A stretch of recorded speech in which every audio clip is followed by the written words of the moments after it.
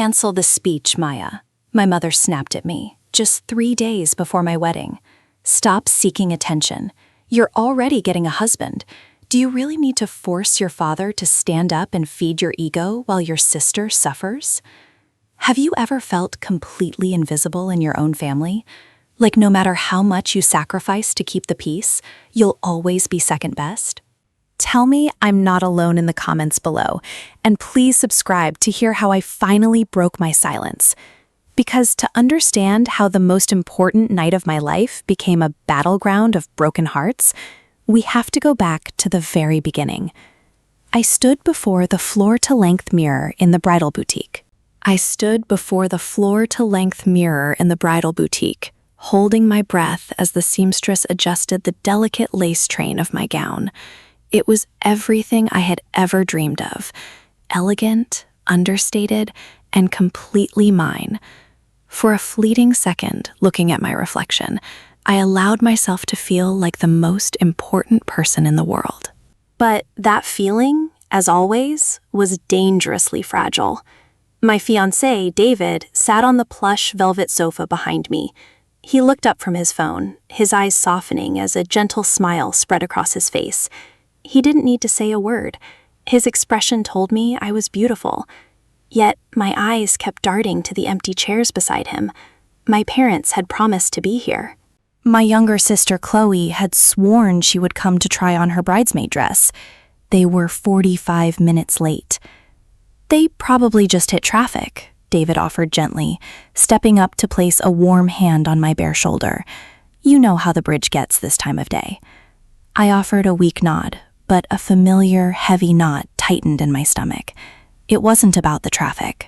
It was about the unspoken hierarchy that had governed our household since I was a child. Chloe was the sun, and the rest of us were merely planets orbiting her ever-changing moods. I was the responsible older sister, the one who never asked for much, the one who was supposed to be self-sufficient. As the seamstress pinned the final adjustment, the boutique door chimed loudly. My mother's voice echoed through the quiet room, before I even saw her face, apologizing profusely, not to me, but to the boutique staff.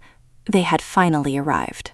My mother hurried into the fitting area, her arms laden with shopping bags from a high-end mall nearby.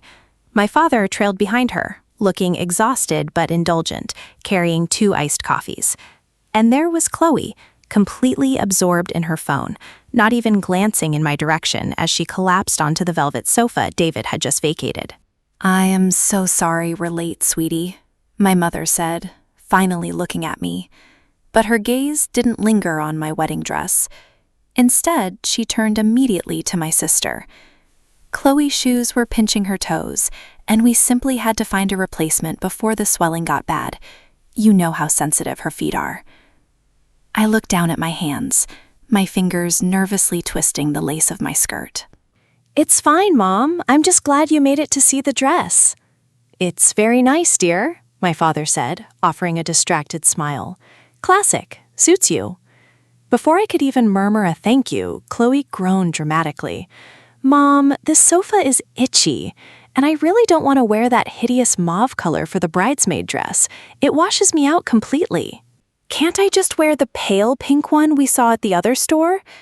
Instantly, the air in the room shifted. My mother was at Chloe's side, soothing her, while my father offered to go ask the manager about color swatches. I stood on the pedestal in my white gown, utterly invisible. David caught my eye in the mirror, his jaw tight with suppressed frustration. He knew exactly what I was feeling, but he also knew my golden rule: never cause a scene, never upset the family peace. I swallowed the lump in my throat and forced a smile I didn't feel.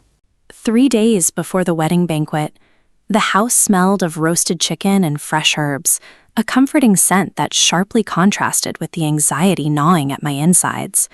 We were gathered around the dining table, my parents, Chloe, David, and I, to finalize the timeline for the reception.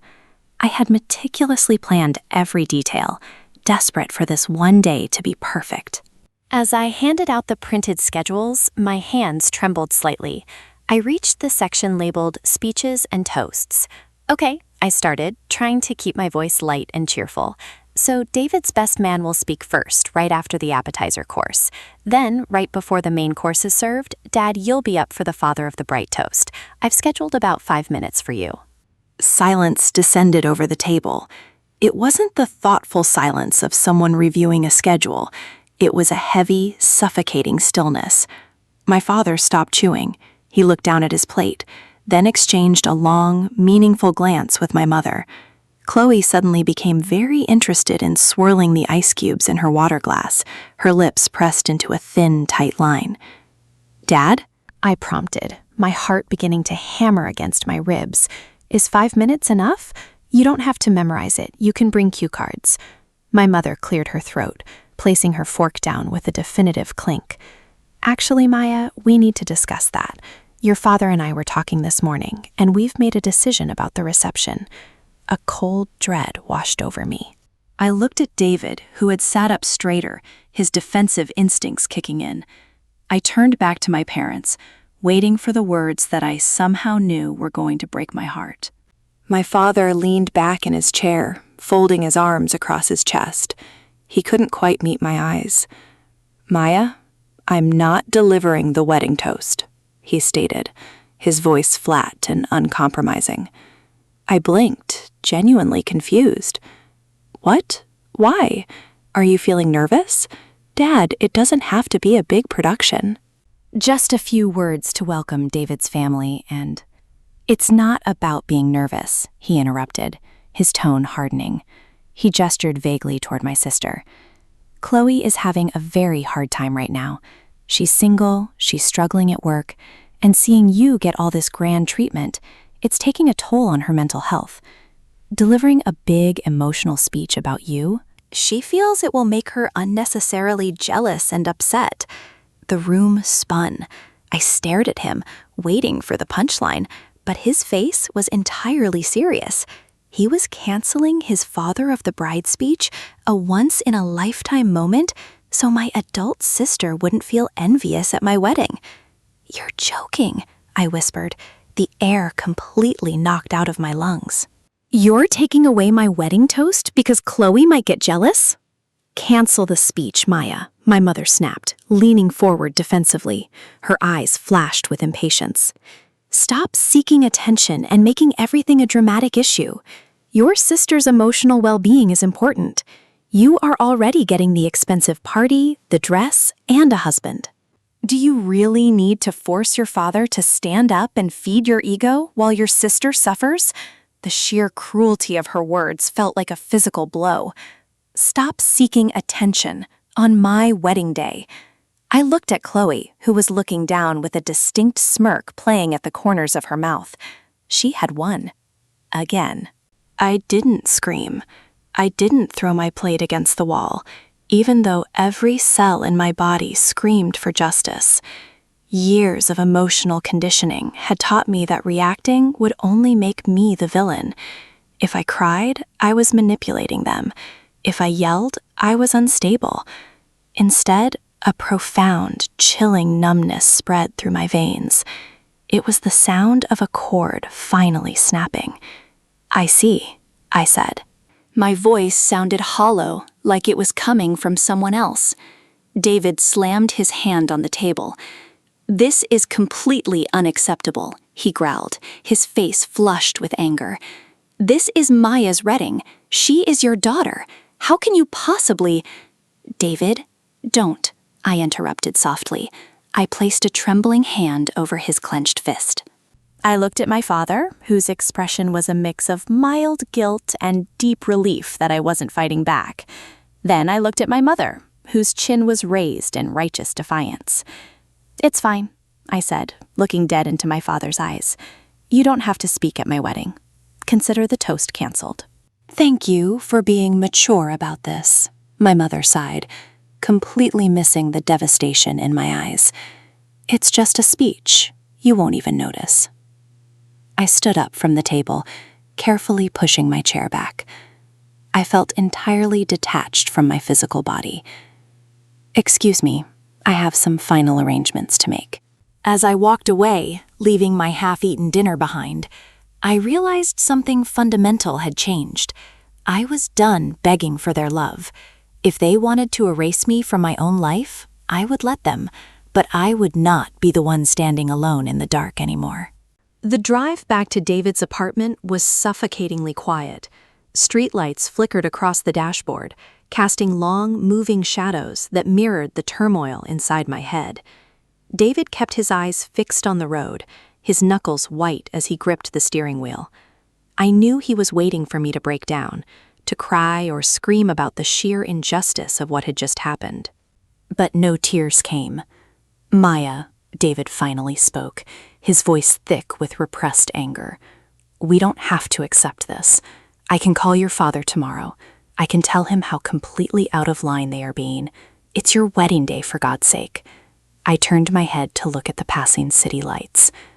"Don't, David. It won't change anything." "It will only make me look like the demanding, unreasonable daughter who doesn't care about her sister's fragile mental state." "So we just let them walk all over you? Again?" he asked, glancing at me with a pleading look. "I can't stand seeing you treated as an afterthought in your own family." "I'm not letting them walk over me," I replied softly, surprising myself with the steady calmness in my voice. For 28 years, I have tried to earn my place in their hearts. I thought if I was just good enough, quiet enough, accommodating enough, they would finally put me first. Tonight, I realize they never will. I reached over and placed my hand over his on the center console. The warmth of his skin was the only anchor I had left. "They made their choice," I whispered, the realization settling deep into my bones. "Now, I get to make mine. The toast is canceled for him, but my wedding won't be silent." Once David fell asleep, I slipped out to the balcony. The cool night air felt sharp against my skin. I pulled my cardigan tighter around my shoulders, holding my phone in my trembling hands. I scrolled through my contacts until I found the name I was looking for. It was late, but I knew he would be awake. He always read in his study until midnight. I pressed dial. The line rang twice before a deep, gravelly voice answered. "Maya, my girl, is everything all right? It's quite late for a bride-to-be calling." "Hi, Grandpa," I murmured, my voice cracking on the first syllable. My father's father, Grandpa Arthur, had always been a quiet observer of our family dynamics. He lived 3 hours away and rarely visited, unable to tolerate my mother's dramatics and my father's passive compliance. But to me, he had always been a steady, silent pillar of warmth. "What is it, sweetheart? You sound shaken," he said, instantly alert. I took a deep, shuddering breath and explained everything. I told him about the dinner, my mother's harsh words, Chloe's smirk, and my father's refusal to speak at my banquet because it might make my sister jealous. There was a long, heavy silence on the other end of the line. When Grandpa Arthur finally spoke, his voice was dangerously quiet, laced with a cold fury I had rarely heard. "Your father has forgotten what it means to be a parent," he said slowly. "He has chosen the path of least resistance at your expense." "Grandpa," I whispered, wiping a solitary tear that finally escaped. "I need someone to give the toast. I don't want pity, and I don't want an empty silence. Will you do it? Try and stop me," he promised fiercely. The night before the wedding, the rehearsal dinner was held at a modest Italian restaurant downtown. I had paid for the entire evening, wanting to treat our bridal party and immediate family. Yet, true to form, the night quickly became the Chloe show. "This pasta is so heavy," Chloe complained loudly, pushing her plate away with a dramatic sigh. "I'm going to be so bloated tomorrow." "I told you we should have gone for sushi, Maya, but you never listen." My mother immediately swooped in, patting Chloe's arm. "Don't worry, sweetie. You'll look stunning tomorrow. We can get you some green tea to help with the digestion." My father sat across from me, quietly sipping his wine, entirely oblivious to my presence. He looked relaxed, the burden of the father of the bride speech lifted from his shoulders. He truly believed he had restored the peace. He caught my eye and offered a brief, satisfied nod, as if to say, "See, everything is fine now." I didn't nod back. I simply looked at him with polite indifference, taking a bite of my dinner. David squeezed my knee under the table, checking in. I gave him a reassuring smile. The pain that had hollowed me out over the past few days had hardened into something else entirely. It was a strange, liberating sense of detachment. I was no longer waiting for my parents to validate my existence. I sat at the head of the table, surrounded by David's loving family and my supportive friends, and for the first time, I felt entirely immune to my mother's neglect and my father's cowardice. The script had changed, and they had no idea. The morning of the wedding was a blur of hairspray, tulle, and nervous energy. The bridal suite was spacious and flooded with natural light, but the moment my mother and sister arrived, the walls seemed to close in. "Move those makeup bags. The lighting by the window is better for Chloe's selfies," my mother instructed the photographer, completely ignoring the fact that I was in the middle of having my foundation applied. Chloe twirled in her pale pink bridesmaid dress, the one she had successfully bullied my mother into buying her at the last minute, posing for the camera. "Make sure you get my good side," she giggled, tossing her hair over her shoulder. The makeup artist paused, looking at me through the vanity mirror with a sympathetic grimace. I gave her a tiny, imperceptible shake of my head. "Keep going," I mouthed. "Maya, really, you need to hurry up," my mother huffed, checking her watch as she hovered behind me. "Chloe needs to get her touch-ups done, and you're hogging the chair. You're just wearing a veil anyway. It doesn't need to be perfect." I opened my eyes, meeting my mother's gaze in the mirror. The old Maya would have apologized, rushed the artist, and shrunk into the background. "I am the bride, Mom," I said smoothly, my voice devoid of anger, but firm as steel. "My makeup will take exactly as long as it needs to. If Chloe is in a rush, she can use the bathroom mirror." My mother's mouth dropped open in shock.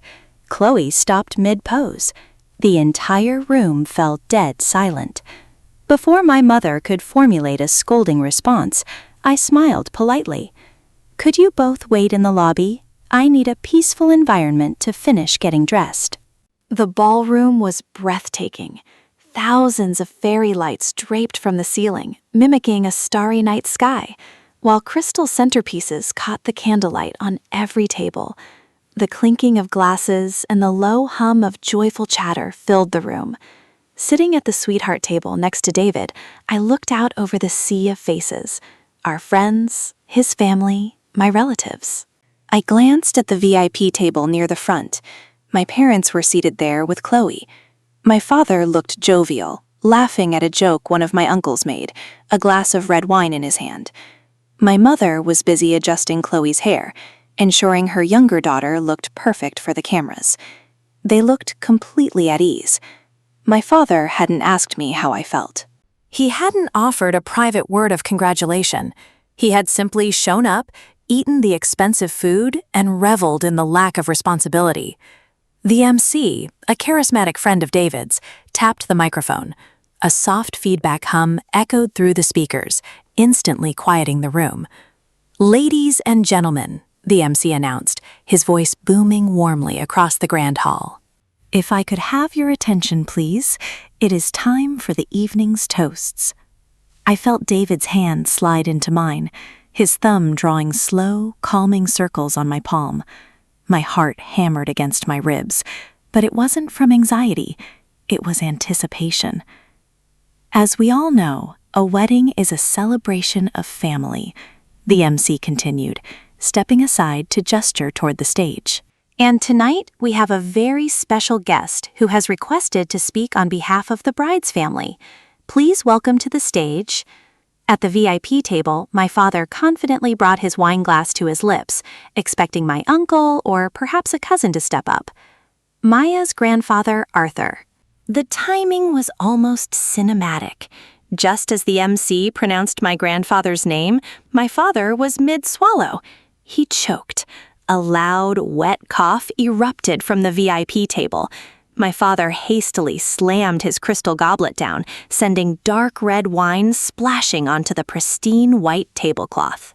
He hacked violently into his napkin, his face turning a deep, alarming shade of purple as he struggled to catch his breath.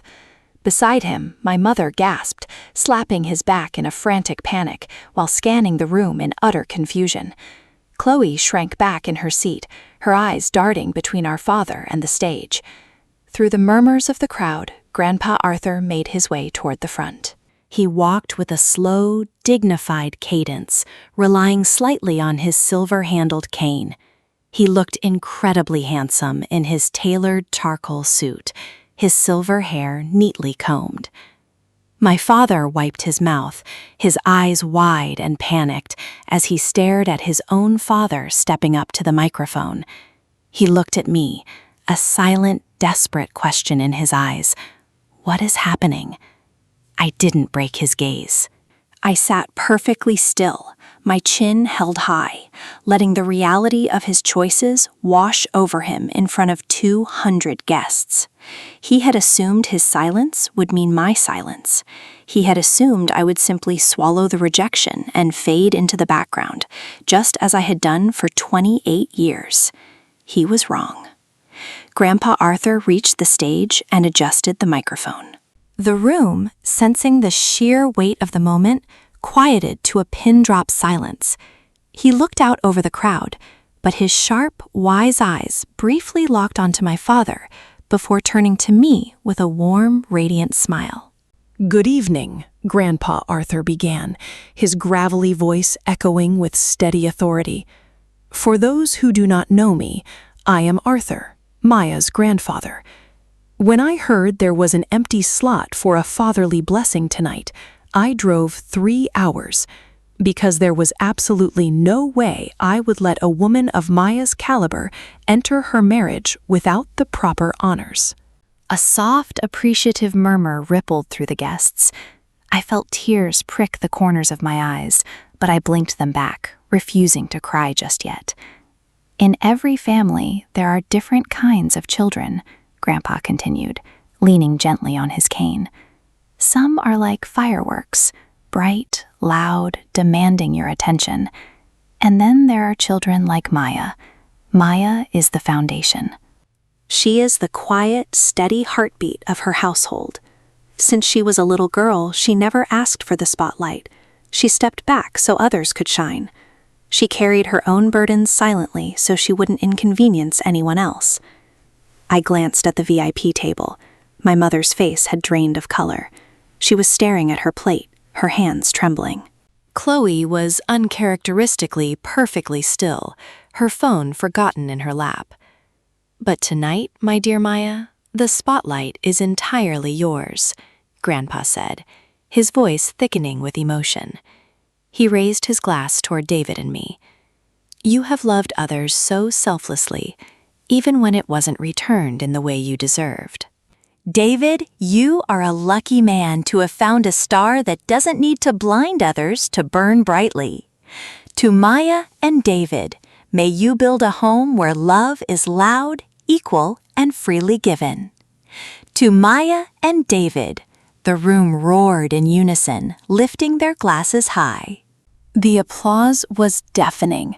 David pulled me into a tight, fiercely protective hug, kissing the top of my head.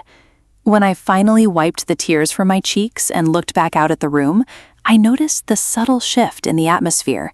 Grandpa's speech had been elegant and poetic, entirely free of malice. He hadn't explicitly insulted my parents. But to anyone paying close attention, and our extended family certainly was, the subtext was loud and clear. Where was the father of the bride?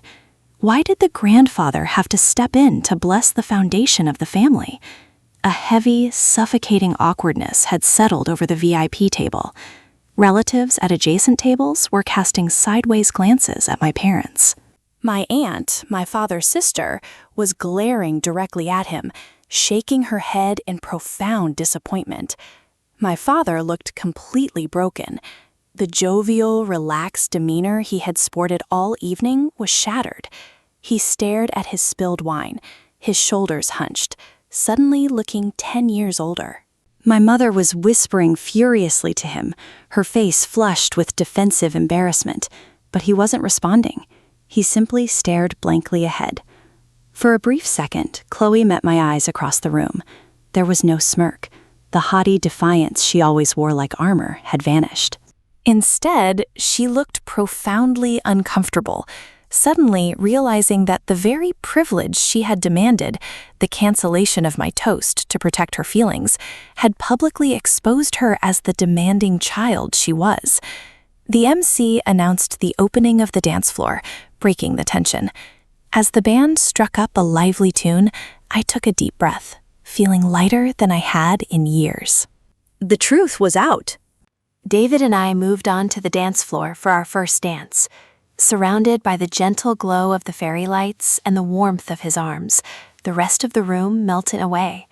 For 3 beautiful minutes, I wasn't the neglected older sister or the discarded daughter. I was just Maya, a woman deeply loved by her husband. As the song ended and other couples joined us on the floor, I stepped toward the edge of the ballroom to grab a glass of water.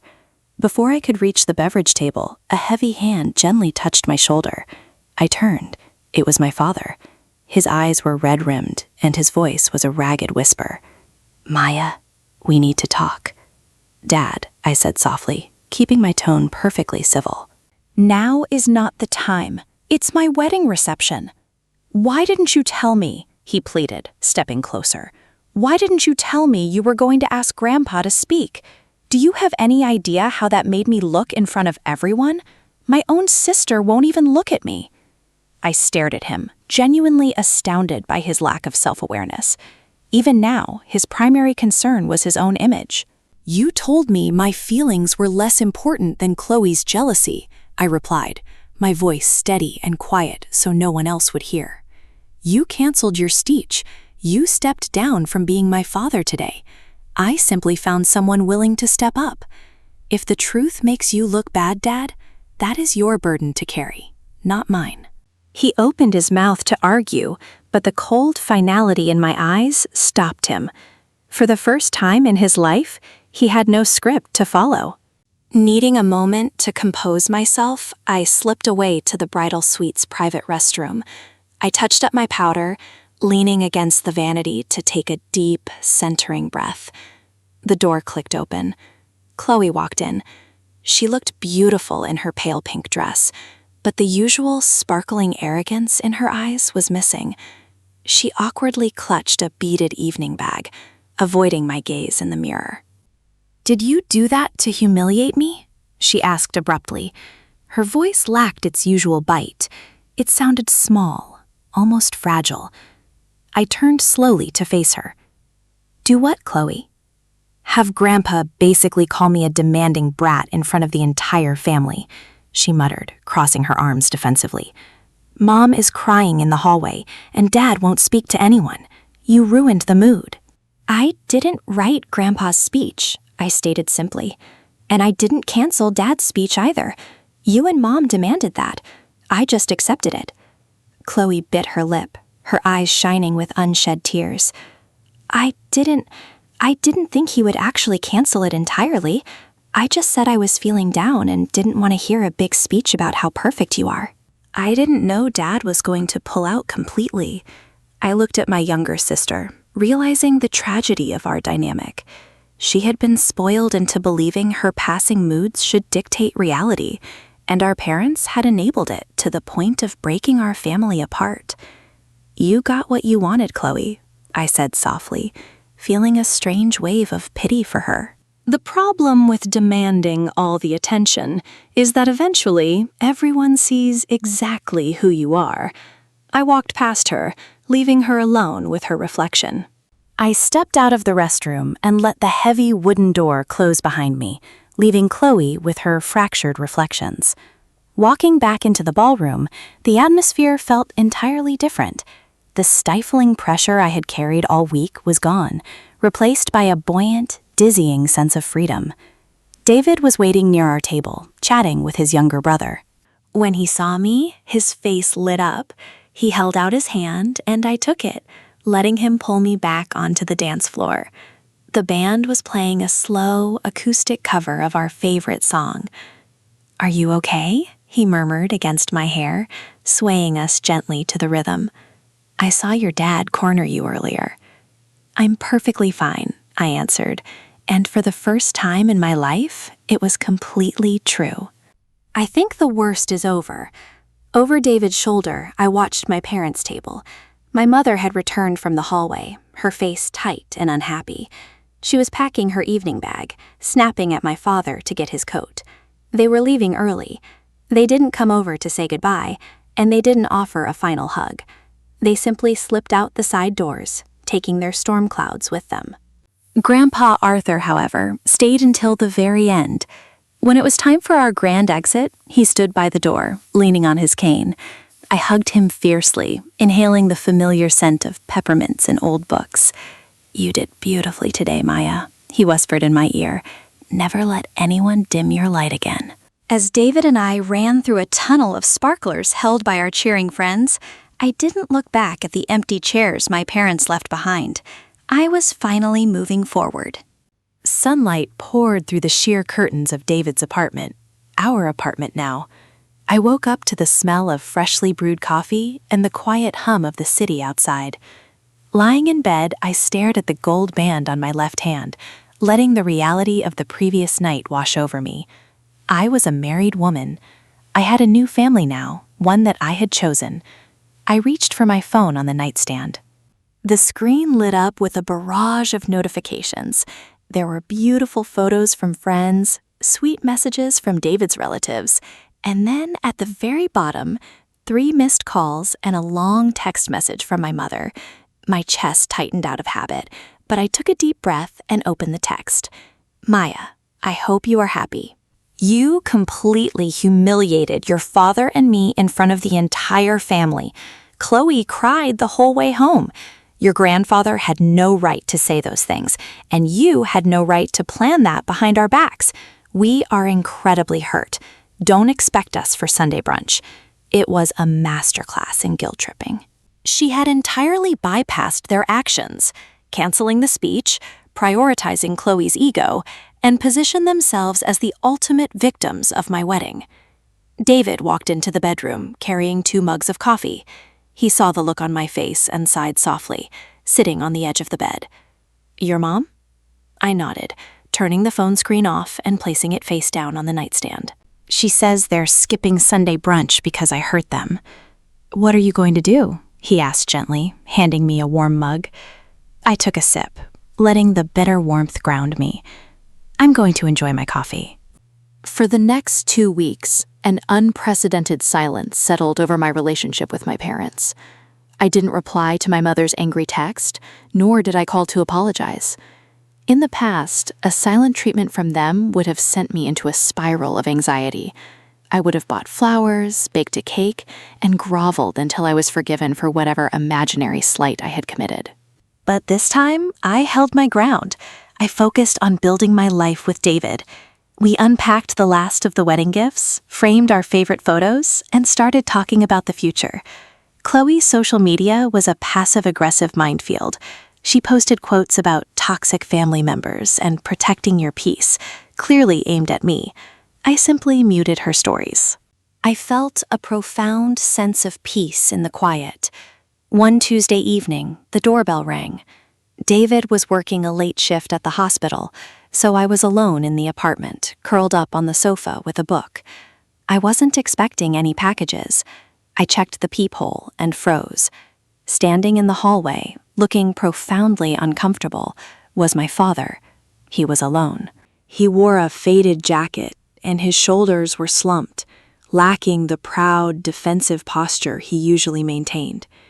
He nervously shifted his weight from one foot to the other, looking older and more tired than I remembered.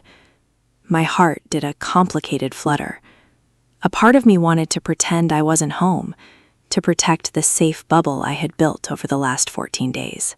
But another part of me knew that running away wasn't the answer. I unlocked the deadbolt and slowly pulled the door open. My father looked up as the door swung open. For a long moment, neither of us spoke. He awkwardly rubbed the back of his neck, his eyes darting to the floor before finally meeting mine. "Hi, Maya," he said, his voice raspy and uncertain. I know I should have called first, but I wasn't sure if you would answer." I probably wouldn't have, I admitted honestly, keeping my hand on the doorknob. "What are you doing here, Dad? Where are Mom and Chloe?" "They're at home," he replied quickly, as if eager to establish he had come alone. "Your mother thinks I'm at the hardware store. I needed to see you. Can I come in for a minute?" I hesitated. Inviting him in felt like opening the gates to a fortress I had just managed to secure. But seeing him stand there, stripped of my mother's loud influence and my sister's demands, I recognized a flicker of genuine remorse in his eyes. I stepped aside, opening the door wider. "5 minutes, Dad," I said quietly. He walked into the living room, looking around at the framed wedding photos already on the mantel. He stopped in front of one, a candid shot of David and me laughing during Grandpa Arthur's speech. He stared at it for a long time, his jaw working as he swallowed hard. "It's a beautiful apartment," he noted softly, turning to face me. He didn't sit down, perhaps sensing he hadn't earned the right to get comfortable. "Maya, I've done a lot of thinking these past 2 weeks. The quiet in the house, it's given me time to realize just how deafening I've been." "Deafening how?" I asked, crossing my arms defensively. My father let out a long, shaky sigh. "You were always the easy one, Maya, since you were little. You never threw tantrums, you got good grades, you entertained yourself. Chloe was loud, demanding, and your mother poured all her energy into keeping her happy. Over time, it just became a habit. To keep the peace in the house, I learned to sacrifice the things you wanted because I knew you would survive it. You were strong. Chloe wasn't." Tears pricked my eyes, a mix of vindication and profound sorrow. "So you neglected me because I was resilient?" I whispered, my voice breaking slightly. "You punished me for not being a problem?" "It was cowardice," he confessed, a single tear escaping and tracking down his weathered cheek. "I was a coward. When they pushed me to cancel the toast, I did it because it was easier than fighting with your mother. I never stopped to think about what I was doing to you. And when your grandfather spoke, he held up a mirror, and I hated the father I saw." He took a tentative step forward. "I am so sorry, Maya. I failed you. On your wedding day and every day before that." I closed my eyes, letting the apology wash over me. It was the acknowledgement I had craved my entire life. But an apology didn't erase 28 years of being second best. "I appreciate you saying that, Dad," I said, opening my eyes to meet his. "I really do. I forgive you. But things can't go back to the way they were. I won't be the sacrificial lamb for Mom and Chloe's comfort anymore. If you want a relationship with me, you have to build it on my terms." My father didn't flinch at my ultimatum. In the past, any hint of rebellion from me would have been met with a weary sigh and a lecture about keeping the peace. But today, standing in my living room with the weight of his regrets heavy on his shoulders, he simply nodded. "I understand," he said, his voice surprisingly steady. "What are your terms, Maya?" "My terms are simple," I replied, taking a step back to create a physical boundary between us. "No more walking on eggshells. If you invite me to dinner, you don't cancel because Chloe is having a bad hair day. If Mom says something cruel or dismissive to me, you don't look at your plate. You speak up. I will not tolerate being a second-class citizen in my own family anymore." He swallowed hard, absorbing the reality of my words. For a moment, the silence stretched between us, thick and fragile. Then he reached into his jacket pocket and pulled out a small, beautifully wrapped box. He placed it gently on the coffee table. "I didn't get you a wedding gift," he admitted, his cheeks flushing with shame. "Your mother bought the crystal vase, but I wanted to give you something just from me. You don't have to open it now. You don't even have to keep it. But I want you to know I'm ready to do the work, however long it takes. He didn't try to hug me. He didn't demand instant forgiveness. He just offered a sad, hopeful smile, turned around, and quietly let himself out of my apartment. I stood alone in the living room for a long time before I finally reached for the box. Inside was a vintage silver locket, the exact one I had admired in an antique shop window when I was 16. He had remembered. Autumn painted the city in brilliant shades of gold and amber. 4 months had passed since the wedding, and life had settled into a comfortable, peaceful rhythm. David and I decided to host our first Thanksgiving dinner at our apartment. It was going to be small, just David's parents, Grandpa Arthur, and my father. My father's RSVP had been a quiet victory. I had sent a single invitation addressed to my parents, explicitly stating that our home was a drama-free zone. My mother had texted back a swift, icy decline, stating they would be celebrating at a high-end restaurant because Chloe wanted lobster. But 2 days later, my father called. "I'll be there, Maya, if you'll still have me." When the doorbell rang on Thanksgiving afternoon, I opened it to find my father holding a bouquet of autumnal flowers and a bottle of sparkling cider. He looked nervous, his eyes darting around the hallway as if expecting an ambush, but he stood tall. "Happy Thanksgiving, sweetheart," he smiled warmly. Dinner was a revelation. For the first time in my life, I watched my father engage in a meal without constantly scanning the room for my mother's approval or Chloe's mood swings. He laughed at David's jokes, debated politics good-naturedly with his father, Grandpa Arthur, and actually asked me questions about my new promotion at work. He listened intently, maintaining eye contact, and even remembered the names of my difficult clients. As I cleared the plates, he stood up and began helping me scrape them in the kitchen. It was a mundane, domestic chore, but it felt monumental. We were functioning for the very first time as two adults who genuinely respected one another. The progress I was making with my father clearly did not go unnoticed. 2 days after Thanksgiving, my phone rang while I was sitting at my office desk. The caller ID flashed my mother's name. I let it ring 3 times, taking a deep, fortifying breath before answering. "Hello, Mom." "So you've managed to turn your father against us," she started immediately, bypassing any greeting. Her voice was sharp, a thin wire pulled taut with anger and wounded pride. "He came home from your little dinner party acting completely different. He actually told Chloe to lower her voice when she was complaining about her new manager." I kept my voice completely neutral. "I haven't turned anyone against you, Mom. Dad made a choice to attend my Thanksgiving dinner. And if he's finally asking Chloe to be respectful, that sounds like healthy parenting." "Don't you dare lecture me about parenting," she hissed, the facade of control slipping slightly. "You are deliberately trying to fracture this family because you couldn't handle your sister getting a little extra support. You are selfish, Maya." The old Maya would have crumbled. I would have desperately tried to explain myself, begging her to see my perspective. But the new Maya, firmly grounded in her own self-worth, felt nothing but a distant, quiet pity for the woman on the other end of the line. "Mom, I love you," I said calmly, "but I won't participate in this dynamic anymore. My door is always open to you when you are ready to treat me as an equal without insulting me. Until then, please don't call me to complain about Dad." I gently hung up the phone before she could respond. My hands were shaking slightly, but my chest felt incredibly light. Winter brought a bitter chill to the city, and with it, a completely unexpected development. I was wrapping up a budget report late on a Thursday evening when a text message lit up my phone screen.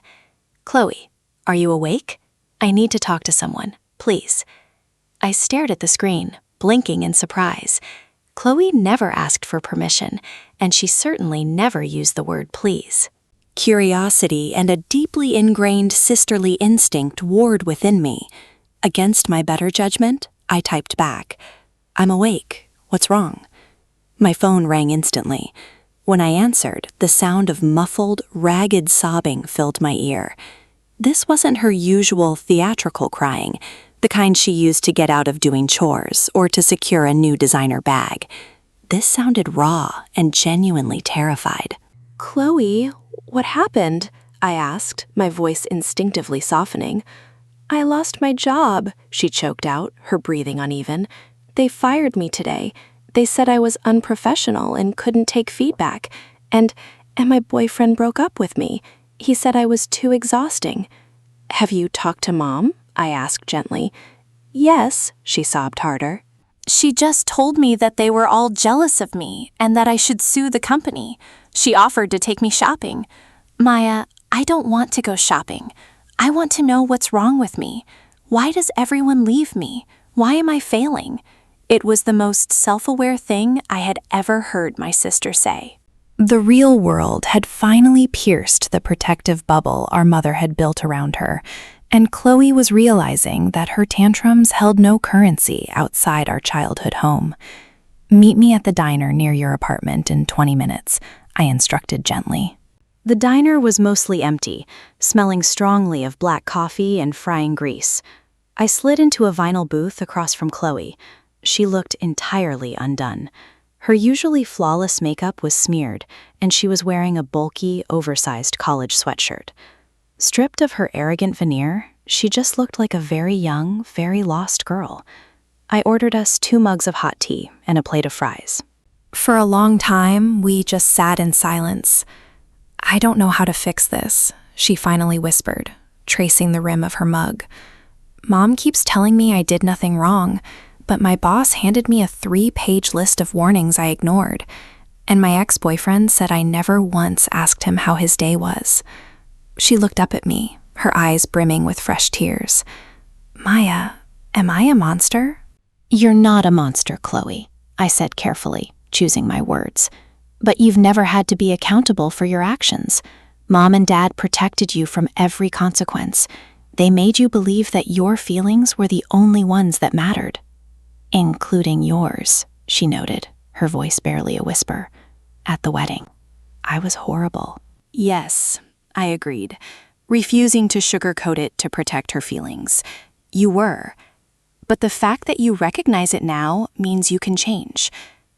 I didn't offer to pay her rent, and I didn't offer to call her boss to beg for her job back. Instead, we spent the next 2 hours mapping out a realistic plan. I helped her draft a polite email to her former employer, acknowledging her faults, and we outlined a budget for her savings. For the first time, I wasn't her punching bag. I was her older sister. The winter thawed into a tentative spring, bringing with it a fragile new dynamic within our family. Chloe didn't miraculously transform overnight. There were still moments when her old entitlement flared up, but the difference was that she now caught herself. With a little encouragement, she swallowed her pride and took a receptionist position at a local clinic, a far cry from the glamorous corporate job she had lost, but it paid her rent. Dad continued to visit David and me every other week, bringing fresh pastries and engaging in genuine conversation. He had even started volunteering at a community garden, finding a sense of purpose outside of merely keeping the peace at home.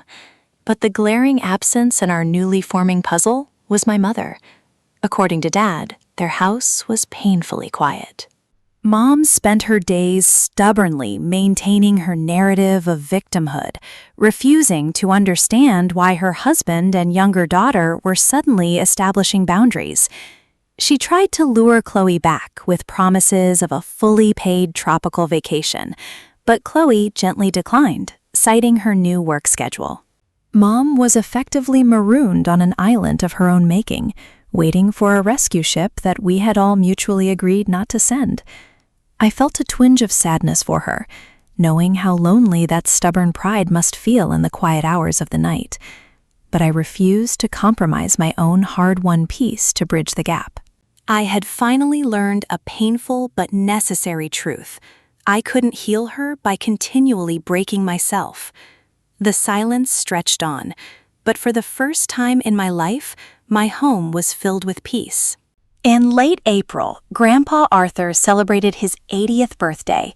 David and I decided to host a garden luncheon at a beautiful botanical venue in the city, wanting to honor the man who had stood by me when I needed it most. The invitations were sent out, and for the first time in months, I felt a knot of true anxiety tighten in my stomach. Dad and Chloe RSVP'd immediately, expressing their excitement. Mom's response remained entirely blank. When the day arrived, the sun was shining brightly, and the garden was in full, glorious bloom. Grandpa Arthur looked radiant, holding court at the head of the table as friends and relatives toasted his health. About an hour into the event, just as the main courses were being served, I saw a familiar figure standing at the wrought iron garden gate. It was my mother. She wasn't wearing her usual flashy, attention-grabbing attire. Instead, she wore a simple, elegant navy dress, clutching her purse with white-knuckled tension. She looked terribly small and profoundly out of place. Dad stood up, his chair scraping loudly against the stone patio, but he didn't rush to her side to manage her emotions as he always had in the past. He simply waited. I caught Chloe's eye across the table. My younger sister gave me a small, encouraging nod.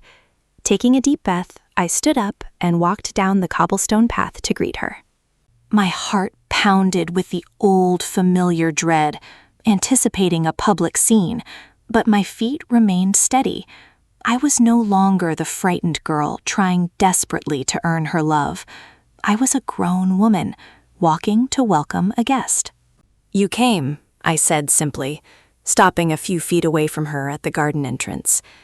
My mother looked at me, her eyes sweeping over my relaxed posture and the genuine, unforced smile I offered.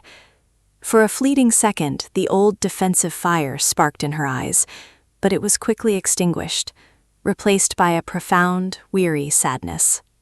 "Your father told me he wouldn't lie to the family anymore," her voice trembling slightly. "He said if anyone asked why I wasn't here, he would tell them the truth, that I chose my pride over my family. I couldn't let him say that." I didn't offer a polite platitude to make her feel better. I just waited. She looked past me to the long dining table, where Chloe was laughing brightly at something David said, and Grandpa Arthur was smiling warmly. "I'm losing all of you," she whispered, a single tear escaping her carefully applied mascara. I tried to hold on to Chloe so tightly, and now she barely calls me. "Your father sleeps in the guest room. And you look so incredibly happy without me, Maya." The raw honesty in her voice was startling. It wasn't an attack, and it wasn't a manipulation. It was a total surrender. "We are happy, Mom," I replied gently, keeping my voice soft, "because we finally have room to breathe. But there is a seat for you at that table, if you can sit there as our equal, not our director." She hesitated, clutching her purse tighter, struggling with the weight of the concession. Finally, she offered a small, jerky nod. We walked back to the table together, side by side, leaving the ghosts of our past at the gate. The luncheon continued, and to my absolute astonishment, my mother remained quietly respectful. She didn't critique the catering, she didn't try to steer the conversation back to her own accomplishments, and when Grandpa Arthur gave a short, humorous speech thanking us for the gathering, she applauded genuinely. After the cake was cut, she pulled me aside near the blooming rose bushes, out of earshot of the other guests.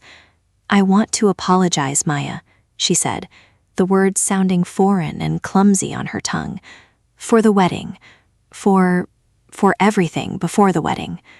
I looked at her, realizing the immense, monumental effort it took for a woman who had never admitted fault to say those words out loud.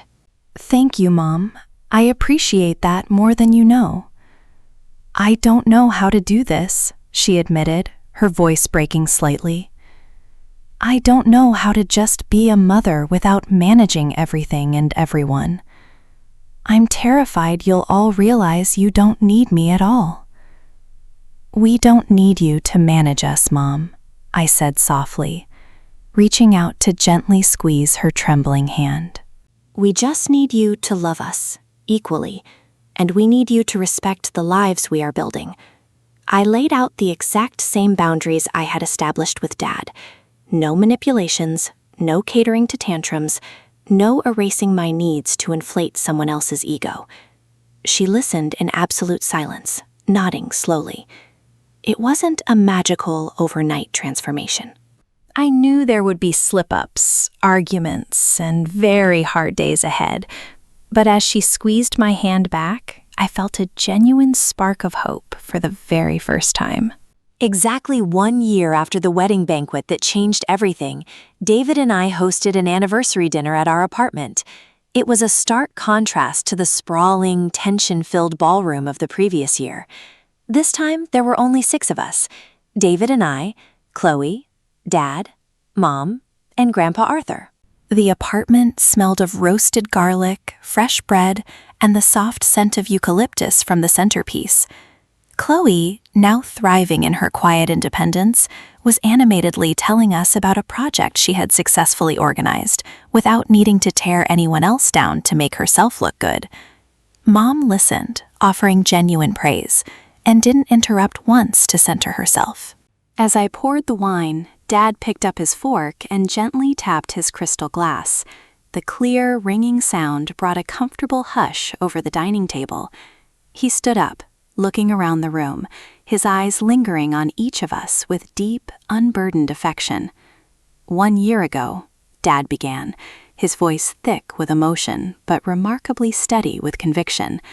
I failed to stand up and honor my daughter. I let fear and foolishness silence me when I should have been shouting her praises. But tonight, I am not missing my chance. He raised his glass toward David and me, the warm apartment lights reflecting in his eyes. Maya, you are the strongest, most gracious woman I know. You didn't just build a beautiful marriage this year. You saved our family by demanding that we be better. To Maya and David, thank you for not giving up on us. To Maya and David, Mom and Chloe echoed warmly, their voices harmonizing with Grandpa Arthur's soft chuckle. I raised my own glass, a genuine smile breaking across my face. For the first time in my life, the love I felt in that room was completely, unconditionally real.